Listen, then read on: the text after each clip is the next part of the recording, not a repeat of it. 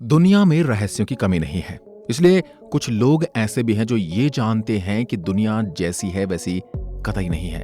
इसके पीछे किसी का हाथ है या फिर कोई और इसे चला रहा है। दुनिया को लेकर इनकी अलग ही थ्योरी होती है। यहीं से जन्म होता है कॉन्स्पिरेसी थ्योरीज का। दुनिया में बहुत सी कॉन्स्पिरेसी थ्योरीज मौजूद हैं। ऐसे ही कुछ लोगों का मानना है कि दुनिया में सीक्रेट सोसाइटीज भी मौजूद हैं, जैसे अमेरिका में इल्यूमिनाती या फिर सम्राट अशोक के नवरत्न कहते हैं कि ये सदियों से हमारे समाज में मौजूद हैं। चलिए आज आपको सम्राट अशोक के नवरत्नों के बारे में बताते हैं। कहते हैं कि सम्राट अशोक ने आज से 2000 साल पहले नवरत्नों यानी 9 लोगों की एक सीक्रेट सोसाइटी बनाई थी। संन्यास लेने से पहले उन्होंने इसकी स्थापना की थी ताकि उनका राजपाट सही तरीके से चलता रहे। लेकिन ये 9 लोग कौन थे और ये आज तक भी पहेली बनी हुई है।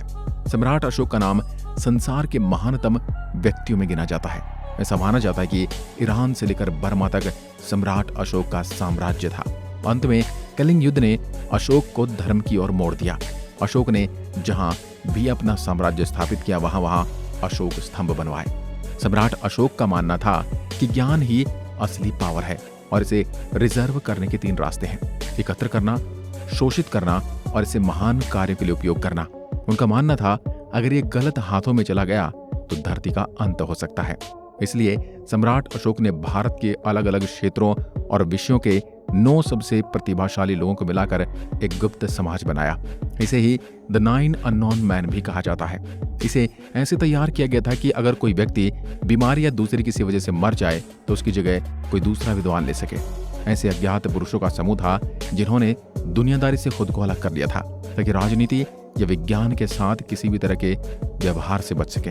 वे सांसारिक रहस्यमय तथ्यों के सहायक के रूप में काम करते हैं।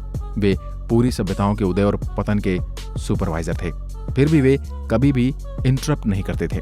ये किसी प्रकार की सक्रियता नहीं दिखाते थे, लेकिन मानव जाति उत्थान के लिए हमेशा व्यस्त थे। विज्ञान के 9 समर्पित अनुयायियों को चुना गया और प्रत्येक को मानव जाति के किसी एक विशिष्ट क्षेत्र से संबंधित ज्ञान के संकलन वाली एक किताब दी गई। इस समूह में हर समय 9 लोग होते थे। इन 9 अज्ञात व्यक्तियों को अमरता के रहस्य को उजागर करने और अनंत काल के लिए अपनी स्थिति को गोपनीय बनाए रखने के लिए कहा गया था।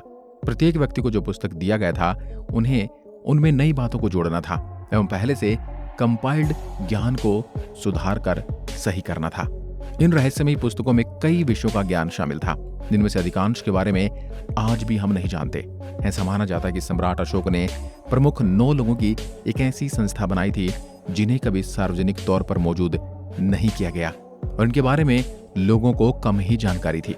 ये कहना चाहिए कि आमजन महज यही जानता था कि सम्राट के 9 रत्न हैं, जिनके कारण ही सम्राट शक्तिशाली है। इन रहस्य में 9 लोगों का कार्य ऐसी जानकारियों की विद्याओं को बचाकर रखना था जो अगर किसी के हाथ लग जाए तो संपूर्ण सृष्टि का विनाश कर सकती हैं। बहुत से लोगों का मानना था कि सम्राट अशोक की यह रहस्यमय संस्था धरती पर मौजूद अन्य किसी भी संस्था से ज्यादा शक्तिशाली थी, जिसमें बेहतरीन वैज्ञानिक और विचारक शामिल थे। विशेषता के आधार पर ये 9 विषय थे: propaganda, physiology, microbiology, alchemy, communication, gravity, cosmogony, light और सोसाइटी। इन विषयों के भी अध्याय थे और इनमें ऐसे सब्जेक्ट्स को शामिल किया गया था जो कॉन्ट्रोवर्शियल, रहस्यमय और निषिद्ध थे। उदाहरण के तौर पर इसमें यह भी बताया गया था कि कैसे एक शख्स को सिर्फ छूकर मारा जा सकता है। इसे मृत्यु स्पर्श यानी कि डेथ टच कहते हैं। ऐसा माना जाता है कि जूडो भी इसी कला से लीक हुई शिक्षा का विस्तार है। सबसे दिलचस्प बात तो यह है कि दुनिया भर के वैज्ञानिक, कलाकार और प्रभावशाली लोग हर समय सोसाइटी का हिस्सा थे। यही नहीं, कुछ लोगों का कहना है कि पूर्व राष्ट्रपति एपीजे अब्दुल कलाम आजाद भी इसी गुप्त समाज का हिस्सा थे। इसाक न्यूटन और एल्बर्ट आइंस्टीन के बारे में भी ऐसा ही कहा जाता है। वहीं कुछ लोगों का मानना है कि 9 किताबें थीं जिनमें जीवन की हर समस्या का समाधान था। इनके जरिए समाज या राज्य में जो भी समस्या खड़ी होती उसे चुटकियों में हल किया जा सकता था। अब ये सच है या नहीं ये तो पता नहीं, लेकिन समाज में से बहुत से लोग हैं जो इसके बारे में बात करते हैं और इन्हें सच मानते हैं। दोस्तों, अगर आपको हमारे द्वारा दी गई यह जानकारी पसंद आई तो इसे अपने तक सीमित ना रखें, अपने दोस्तों के साथ भी इसे शेयर करें और ऐसी वीडियो देखने के लिए हमारे चैनल को सब्सक्राइब करें। और यदि आपका कोई सुझाव है तो हमें कमेंट में लिखकर अवश्य बताएं। एक बार फिर मिलते हैं एक और ऐसी ही दिलचस्प वीडियो के साथ। तब तक के लिए नमस्कार, धन्यवाद।